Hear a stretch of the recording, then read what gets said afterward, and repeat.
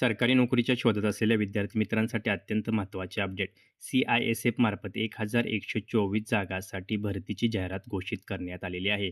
या भरतीच्या माध्यमातून कॉन्स्टेबल ड्रायव्हर आणि कॉन्स्टेबल ड्रायव्हर कम पंप ऑपरेटरसाठी 1124 जागा घोषित करण्यात आलेल्या आहे.